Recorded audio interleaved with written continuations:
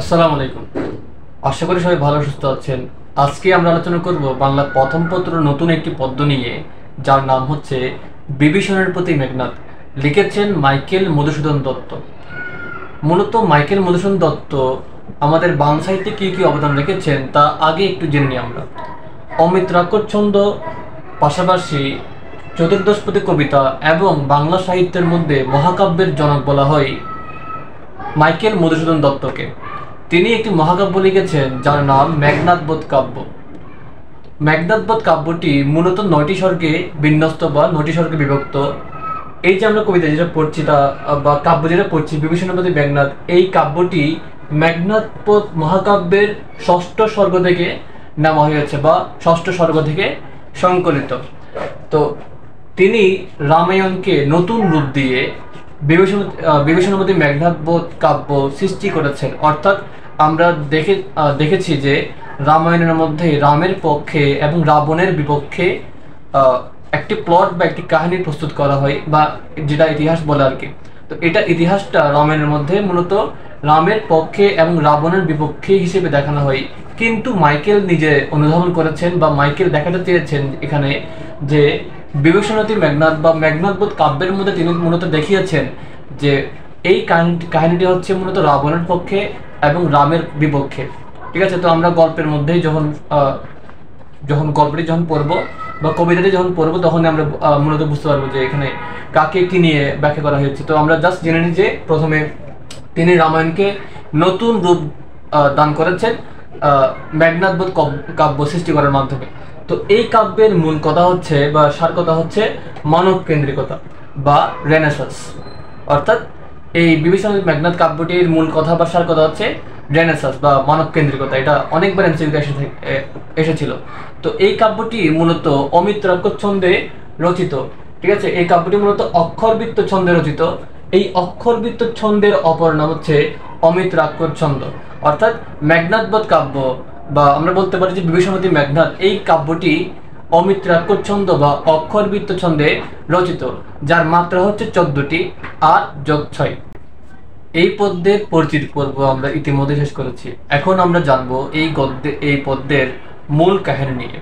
তার জানার আগে তোমাদেরকে পুরোপুরি ভিডিও দেখতে হবে না টেনে। তো প্রথমত আমরা মূল কবিতা বা মূল কাব্যটি পড়ার আগে প্রথমে আমরা জেনে নিব সামারিটা।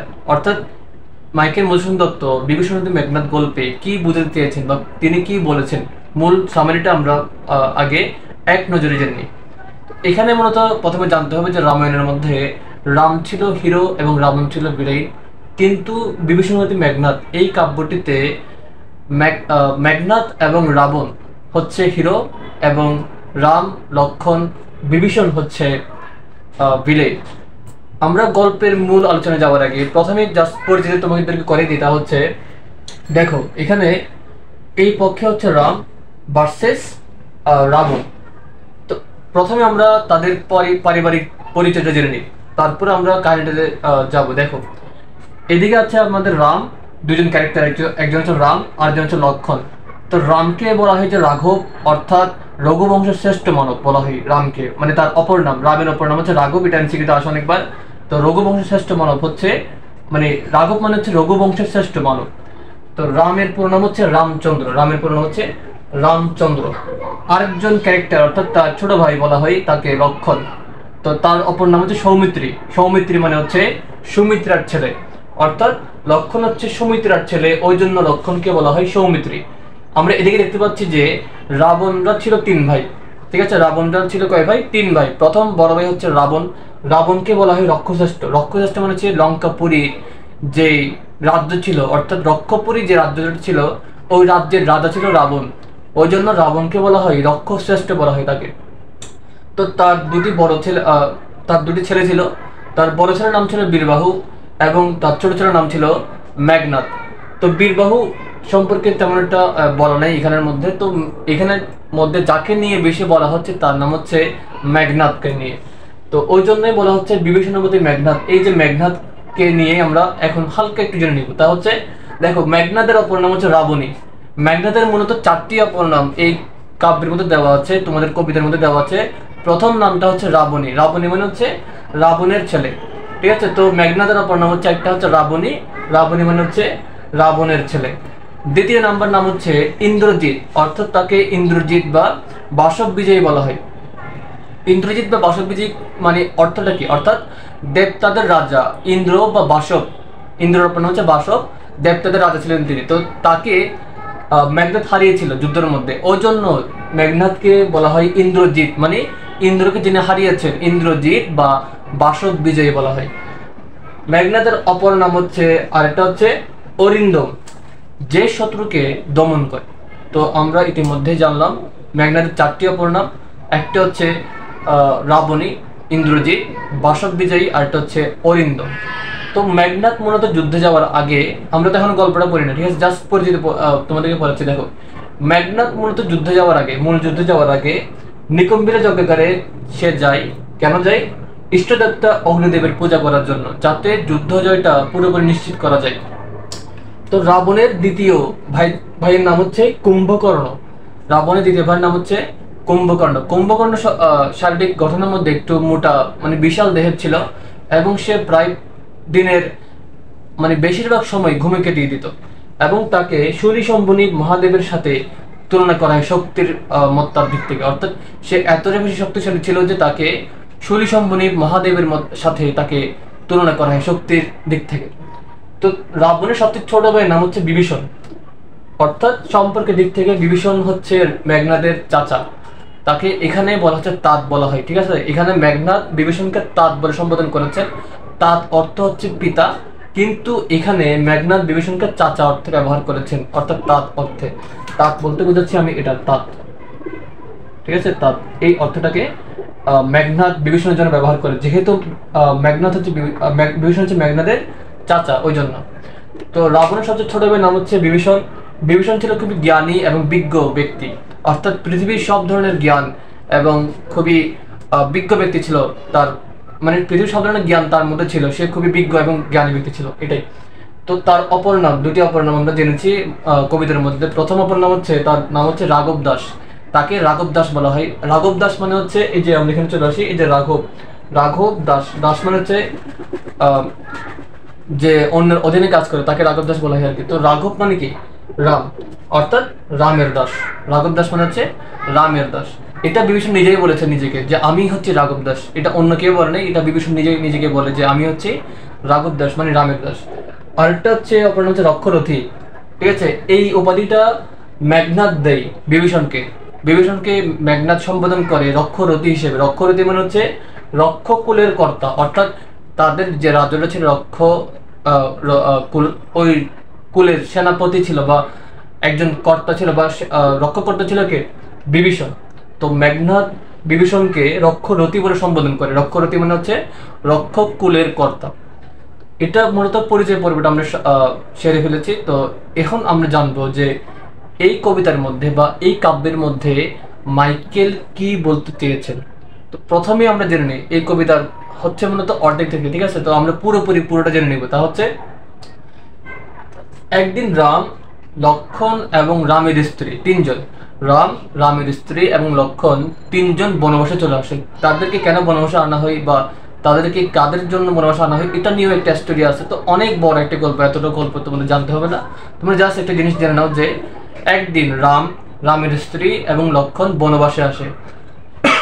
তো বনবাস মানে জঙ্গলের মধ্যে আসে আর কি, বসবাস করার জন্য। তো যে জঙ্গলের মধ্যে আসে, ওই জঙ্গলটা ছিল শ্রীলঙ্কার খুবই কাছাকাছি।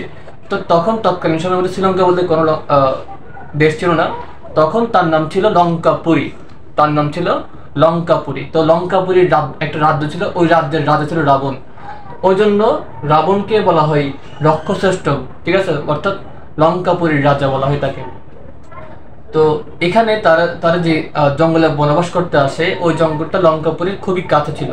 তো একদিন রাবণের বোন, ঠিক আছে, একদিন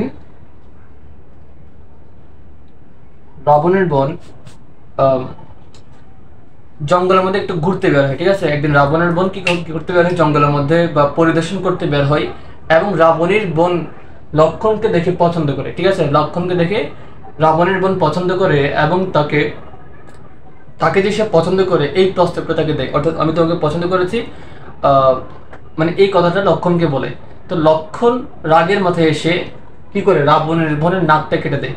তো এখানে এই অপমান সহ্য করতে না পেরে রাবণের বোন কোথায় চলে আসে, রাবণের কাছে চলে আসে এবং রাবণকে খুলে বলে যে একজন ব্যক্তি লক্ষণ নামের একজন ব্যক্তিকে আমি পছন্দ করতাম, এবং তাকে বলার পরে সে কি করে আমার নাকটা কেটে দেয়। তো এই প্রতিশোধটা নেওয়ার জন্য মূলত রাবণ কোথায় চলে আসে, রামের স্ত্রীকে, ঠিক আছে, রামের স্ত্রীকে সে অপহরণ করে। এবং কিভাবে অপহরণ করে এটা আমরা অনেক সময় অনেক কার্টুনে দেখেছি বা অনেক সময় অনেক মুভিতে দেখেছি, নাটকে দেখেছি, যে রাম এবং লক্ষণ একদিন হরিণ শিকার করতে বের হয় এবং শিকার করার আগে রামের স্ত্রীকে একটা গন্ডির মধ্যে, একটা সুরক্ষা কবচের মধ্যে সে তারা রেখে আসে। কিন্তু রাবণ আসে তাকে অপহরণ করার জন্য, কিন্তু রাবণ তার আসল রূপে আসে না, রাবণ আসে একটা ফকিরের বেশে, ঠিক আছে। তো ফকিরের বেশে যখন রামের স্ত্রীর কাছে যখন সে আসে, তো তাকে বলে যে রামের স্ত্রীকে বলে সে যে কিছু টাকা দান করতে বা কিছু জিনিস দান করতে। তো তখন তৎকালীন হিন্দু সমাজে, এমনকি এখনো মানে তাদের মধ্যে তারা ভিক্ষুকদেরকে দেবতাদের বা সৃষ্টিকর্তার একটা রূপ বা হিসেবে মনে করে, ঠিক আছে। তো রামের স্ত্রী এই আবেদনটা আর ফেলতে পারে নাই। তো আমি জাস্ট সামারি করে বলতেছি, ঠিক আছে। দেখো, রামের স্ত্রী কি বলি এটা, যে রাবণ যে কি ছিল, ভিক্ষুক বিষয় আসছিল, তো তাকে কিছু জিনিস দান করার জন্য কি করে, ওই যে রক্ষা কবচ থেকে সে বের হয়ে যায়। অর্থাৎ রাবণ অনেকবার তাকে প্ররোচনা করে, করতে করতে করতে করতে রামের স্ত্রী মানে অ্যাটলাস অবশেষে কি করে, রক্ষা কবচ যেটা ছিল একটা গন্ডি ছিল, এই গন্ডির ভেতর থেকে সে বের হয়ে যায়। যখনই বের হয়ে যায়, যখন পা রাখে, তখন আর রক্ষা কবচ থাকে না। তো তখন খুবই সহজভাবে কি করে রাবণ তার রাবণের স্ত্রীকে অপহরণ করে বা কিডন্যাপ করে নিয়ে যায়। তো এখানের পর থেকে রামায়ণের মধ্যে দেখানো হয় রাবণকে এখানেই ভিলেন হিসেবে দেখানো হয়। কিন্তু মাইকেল দেখিয়েছেন কেন তিনি কি করেছেন, রামের স্ত্রীকে অপহরণ করেছেন, কেন করেছেন। ওই যে রাবণের বোন যেটা ছিল, সে যখন লক্ষণকে যখন পছন্দ করতো, তো লক্ষণ তার রাগের মাথায় এসে তার নাক কেটে দেয়। এটাই এখান থেকে মূলত মেঘনাদ বধ কাব্যে মাইকেল দেখাতে চেয়েছেন যে এখানে দোষটা রাবণের না, এখানে দোষটা কার, লক্ষণের দোষ। বুঝতে পারছি কিনা? এটাই হচ্ছে প্লটের দিক থেকে, মানে দৃষ্টিভঙ্গির দিক থেকে একটু আলাদা, ডিফারেন্ট। ওকে, তো এখান থেকে মূলত এই গল্পের মানে গল্প সেম, কিন্তু দৃষ্টিভঙ্গি হচ্ছে আলাদা। রামায়ণের মধ্যে দৃষ্টিভঙ্গি হচ্ছে রামের পক্ষে, কিন্তু মেঘনাদ বধ কাব্যের মধ্যে দৃষ্টিভঙ্গি কার পক্ষে, রাবণ বা মেঘনাদের পক্ষে, ঠিক আছে। তো এখানে দেখো, তো যখনই সে রাবণ যখন কি করে রামের স্ত্রীকে যখন অপহরণ করে বা কিডন্যাপ করে যখন নিয়ে আসে, তখন রাবণের বিপক্ষে যুদ্ধ ঘোষণা করে দেয়। কি করে, রাবণের বিপক্ষে যুদ্ধ ঘোষণা করে দেয়। তো এই যুদ্ধের মধ্যে রাম এবং রাবণ দুনো পক্ষেই অনেক বড় একটা বাহিনী নিয়ে হাজির হয় সামনাসামনি। তো রামের যে বাহিনী ছিল, তার সেনাপতি ছিল হনুমান, ঠিক আছে, তার সেনাপতি ছিল হনুমান। তো আমরা তো অনেক সময় জেনেছি হনুমান এর পাওয়ার এবং হনুমানের কি বলে এটা শক্তিমত্তা সম্পর্কে আমরা অনেক অবগত আছি। তো তার রামের সেনাবাহিনী যেটা ছিল, তার সেনাপতি ছিল কে, হনুমান। অন্যদিকে রাবণের যে বাহিনী ছিল, তার বাহিনীর সেনাপতি ছিল দুইজন। কয়জন? দুইজন। তার দেখো সেনাপতি কে কে ছিল, একটা ছিল তার বীরবাহু, তার বড় ছেলে বীরবাহু ছিল সেনাপতি, এবং অপরজন ছিলেন কুম্ভকর্ণ, ঠিক আছে, অপরজন ছিলেন কুম্ভকর্ণ। তো দেখো এখানে আমাদের রাবণের পক্ষের যে বাহিনী ছিল, ওই বাহিনীর সেনাপতি ছিলেন দুজন। একজন ছিলেন তার বড় ছেলে বীরবাহু, আর একজন ছিল তার মেজ ভাই কুম্ভকর্ণ। তো বীরবাহু এবং কুম্ভকর্ণ ছিল খুবই কি বলে এটা শক্তিশালী, এবং যুদ্ধক্ষেত্রে হচ্ছে তারা অপরাজেয় ক্যাটাগরিতে পড়তে, মানে অনেক বেশি যুদ্ধ করেছেন, অনেক বেশি অভিজ্ঞতা তাদের, অনেক বেশি শক্তিমত্তা তাদের। তারপরেও এই যুদ্ধের মধ্যে এই দুজন সেনাপতি মৃত্যুবরণ করে, অর্থাৎ নিহত হয়, ঠিক আছে। যখন এই দুজন সেনাপতি যখন কি হয়, এই যুদ্ধক্ষেত্রের মধ্যে যখন নিহত হয় বা মারা যায়, তখন রাবণ সেনাপতি নিযুক্ত করে তার ছোট ছেলে মেঘনাদকে, ঠিক আছে। তখন তার সেনাপতি কাকে নিযুক্ত করে, তার ছোট ছেলে মেঘনাদকে। তো মেঘনাদের পরিচিতি আমরা তো প্রথমে একটু আগে জেনেছি যে মেঘনাদের চারটি নাম, একটা হচ্ছে ইন্দ্রজিৎ, আরেকটা হচ্ছে বাসব বিজয়, একটা হচ্ছে অরিন্দম, আরেকটা হচ্ছে রাবণী। অর্থাৎ এই যে আমরা নামগুলো পড়লাম, কুম্ভকর্ণ, বীরবাহু, এই সবার মধ্যে সবচেয়ে পাওয়ারফুল এবং প্রমিনেন্ট ক্যারেক্টার হচ্ছে মেঘনাদ।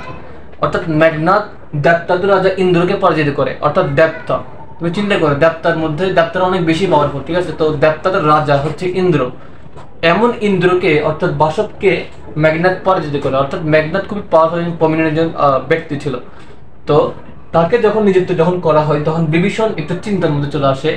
যেহেতু বিভীষণ ছিল রাঘব দাস, অর্থাৎ রামের দাস ছিল, অর্থাৎ রামের আজ্ঞাবহ ছিল সে, ওই জন্য বিভীষণ কি করে একটু চিন্তার মধ্যে চলে আসে।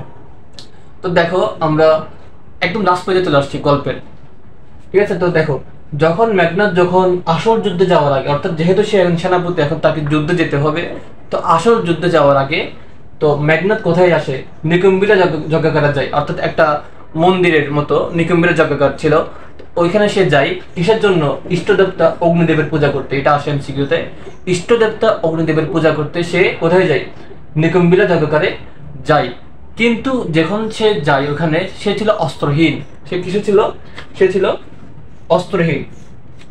তো দেখো, সে যখন অস্ত্রহীন ছিল তখনই মনে করলো যে বিভীষণ এটা মনে করলো যে এখনই হচ্ছে উপযুক্ত সময় মেঘনাদকে কি করা? আক্রমণ করা। তো ওই জন্য তখনই লক্ষণ কি করে? লক্ষণ একটা হচ্ছে বিভীষণ, আর একটা হচ্ছে মায়াদেবীর সহায়তায়, ঠিক আছে? মায়াদেবী। আচ্ছা, এখানে মূলত যখন সে মন্দিরে যখন যায় ইষ্টদেবতার পূজা করার জন্য, এখানে একটা কারণ আছে কেন পূজা করতে যায়। দেখো, মেঘনাদ বা তৎকালীন সময়ের মধ্যে যারা যুদ্ধ করতে রামায়ণের মধ্যে, তো প্রতিটা দেব বা প্রতিটা প্রমিনেন্ট ব্যক্তি যারা ছিল, তারা যুদ্ধে যাওয়ার আগে তাদের তাদের নিজস্ব যারা ভক্তি করতো তাদের কি করতো? পূজা করে যেত, যারা তাদের কি করে আশীর্বাদ লাভ করার জন্য। ওই জন্য যুদ্ধ জয়টাকে একদম নিশ্চিত করার জন্য, 100 করার জন্য মেঘনাদ কোথায় যায়? নিকুম্বিলা যজ্ঞাগারে যায়। কেন যায়? ইষ্ট দেবতা অগ্নিদেবের পূজা করার জন্য যায়। তো এখানে যখন সে যায়, সে ছিল অস্ত্রহীন। মন্দিরের মধ্যে তো মানুষ আর অস্ত্র নিয়ে যায় না, তো সে ছিল অস্ত্রহীন। তো লক্ষণ মনে করে বা বিভীষণ মনে করে যে এখনই উপযুক্ত সময় মেঘনাদকে আক্রমণ করার জন্য। ওই জন্য লক্ষণ কি করে? মায়াদেবী ও বিভীষণের সহায়তায় সে নিকুম্বিলা যজ্ঞাগারে চলে আসে। এখন একটা জিনিস খেয়াল করো, তা হচ্ছে লক্ষণ কিন্তু জানে না যে নিকুম্বিলা যজ্ঞাগারের রাস্তাটা জানে না, যেহেতু এটা ছিল রক্ষপুরীর মধ্যে, এবং রক্ষপুরীর রাস্তাগুলো যেগুলো ছিল ওইগুলো 3জন ব্যক্তি জানতো, মানে তাদের পরিবারই জানতো। রাবণ, কুম্ভকর্ণ, বিভীষণ এবং মেঘনাদ বিবাহ তারাই জানতো, বাইরের মানুষ ভিতরের রাস্তাটা জানতো না। তো লক্ষণ মূলত প্রথমত বিভীষণের সহায়তায় রাস্তাটা চিনল, এবং এই রাস্তা চেনার পরেও কিন্তু অনেকগুলো স্টেজ আছে, অনেকগুলো ট্র্যাপ আছে। এই ট্র্যাপগুলো অতিক্রম করার জন্য বা পাশ কাটানোর জন্য সে মায়াদেবীর সাহায্য নেয়, ঠিক আছে? তো লক্ষণ মূলত 2জন ব্যক্তির সাহায্য নেয়, একটা হচ্ছে বিভীষণ আর একটা হচ্ছে মায়াদেবী। এই 2জনের সহায়তায় সে নিকুম্বিলা যজ্ঞাগারে প্রবেশ করে, ঠিক আছে? যখনই সে প্রবেশ করে, এই মন্দিরের মধ্যে একটা দরজা ছিল, দ্বার ছিল, দ্বার। তো এই দরজার মধ্যে বিভীষণ দাঁড়িয়ে থাকে, ঠিক আছে? তো মেঘনাদ যখন লক্ষণকে যখন দেখতে পায় মন্দিরের মধ্যে, তখন সে কিছুটা হতবাক হয়ে যায় যে কেমনে লক্ষণ এখানে এসে পৌঁছলো, কারণ ভেতরের রাস্তা তাদের পরিবার ছাড়া অন্য কেউ জানে না। তো প্রথমে সে অবাক হলো, যখনই সে মন্দিরের বা যখনই সে দরজার মধ্যে তাকালো, তখন দেখতে পেল যে তার চাচা বিভীষণ ওইখানে দাঁড়িয়ে আছে। তো তার কাছে সবকিছু পরিষ্কার হয়ে গেল যে বিভীষণ হচ্ছে এখানে মূলত বিশ্বাসঘাতকতার পরিচয় দিয়েছেন। তো ওর জন্য মাইকেল বুঝাতে চেয়েছেন যে কি এখানে মেঘনাদ হচ্ছে হিরো, অর্থাৎ রাবণ হচ্ছে হিরো, ঠিক আছে? আমার কথা একটু টোন হতে পাচ্ছ, আমি এই টোনটা কেন ইউজ করছি রামায়ণের বিপক্ষে? দেখো, যেহেতু আমরা বিভীষণের প্রতি মেঘনাদ পড়ছি, ওই জন্য আমরা এই টোনটাকে ইউজ করছি, যাতে আমরা গল্পটার টুইস্ট সম্পর্কে জানতে পারি। তো এখানে দেখো, আমরা মূলত এখন জানলাম যে মেঘনাদ তখন বুঝতে পারে যে বিভীষণের সহায়তায় লক্ষণ কি করে মন্দিরের মধ্যে প্রবেশ করে। কিন্তু তারপরেও মেঘনাদ বলে বিভীষণকে যে আমি তো এখন অস্ত্রহীন, আমাকে অস্ত্রাগারে যেতে দাও। অস্ত্রাগার মানে হচ্ছে যেখানে অস্ত্র রাখা থাকে, অস্ত্রাগারে যেতে দাও, যাতে আমি অস্ত্র নিয়ে কি করতে পারি? লক্ষণের সাথে যুদ্ধ করতে পারি, লক্ষণকে যুদ্ধে যাতে পরাজিত করতে পারি। কিন্তু লক্ষণ ওই সুযোগটা তাকে দেয় নেই, ঠিক আছে? তো লক্ষণ কি করে? অস্ত্রহীন মেঘনাদকে লক্ষণ মানে অ্যাটাক করে বসে, মানে আক্রমণ করে বসে এবং তাকে হত্যা করে। তো হত্যা করার পরে যখন তার সেনাপতি যখন মারা যায়, তখনই মূলত যুদ্ধের মানে রাবণের যে ফলাফলটা যেটা ছিল এটা প্রায় মানে 50% পরিষ্কার হয়ে যায়, এবং অ্যাকচুয়াল যুদ্ধের মধ্যে রাবণও কি করে মারা যায় বা নিহত হয় রামের হাতে। তো এটাই হচ্ছে মূলত প্লট বা কাহিনী। এখানে মূলত মাইকেল মধুসূদন দত্ত বুঝিয়েছেন বা মাইকেল মধুসূদন দত্ত ব্যাখ্যা করতে চেয়েছেন যে বিভীষণ হচ্ছে এখানে বিশ্বাসঘাতক, যেহেতু তার পরিবারের সদস্য তাকে বিশ্বাসঘাতকতা করেছে, ওই জন্য বিশ্বাসঘাতক হচ্ছে বিভীষণ। এবং লক্ষণকে তিনি খুবই নিম্ন ক্যারেক্টার হিসেবে দেখাতে চেয়েছেন, মাইকেল দেখাতে চেয়েছেন, যা যেহেতু লক্ষণ একজন নিরস্ত্র ব্যক্তির উপর কি করেছেন, অস্ত্র দিয়ে আঘাত করেছেন, ওই জন্য। এখানে আমরা একটা জিনিস জেনে রাখি, তা হচ্ছে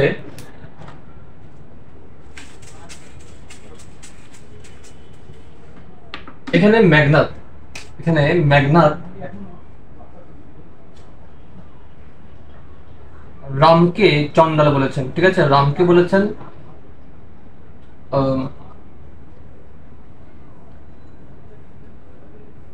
আচ্ছা একটু ওয়েট, রাম আর একটা হচ্ছে লক্ষণ। আচ্ছা, রামকে বলেছেন চন্ডাল এবং লক্ষণকে বলেছেন অধম, ঠিক আছে। এটাই হচ্ছে আমাদের গল্পের সামারিটা। তো এই গল্পের সামারি পড়ে আশা করি তোমরা বুঝতে পেরেছো যে এই কাব্যের মধ্যে বা এই কবিতার মধ্যে মাইকেল মধুসূদন দত্ত মূলত কি বোঝাতে চেয়েছেন, ঠিক আছে। তো আমার কথাই আশা করি তোমরা খানিকটা একটু আজ করতে পেরেছো। তো আমরা গল্পের ভিডিও দিয়ে পড়বে আমরা মূল কবিতা স্টেপ বাই স্টেপ অর্থাৎ লাইন টু লাইন তোমাদের মাঝে ব্যাখ্যা করব, যাতে তোমরা প্রতিটা লাইনের প্রতিটা পয়েন্ট তোমরা কি করতে পারো, ধরে ধরে বুঝতে পারো। তো আশা করি তোমাদের প্রথম পর্বে ভিডিওটা ভালো লেগেছে। যদি ভালো লেগে থাকে তাহলে অবশ্যই তোমাদের বন্ধুদের মাঝে কি করবে, শেয়ার করবে এবং ভিডিওতে কমেন্ট করবে, যাতে তোমাদের মাঝে নতুন নতুন ভিডিও নিয়ে আসার উৎসাহটা আমি পাই। ঠিক আছে, সবাই ভালো থাকবে, সুস্থ থাকবে, আল্লাহ হাফেজ।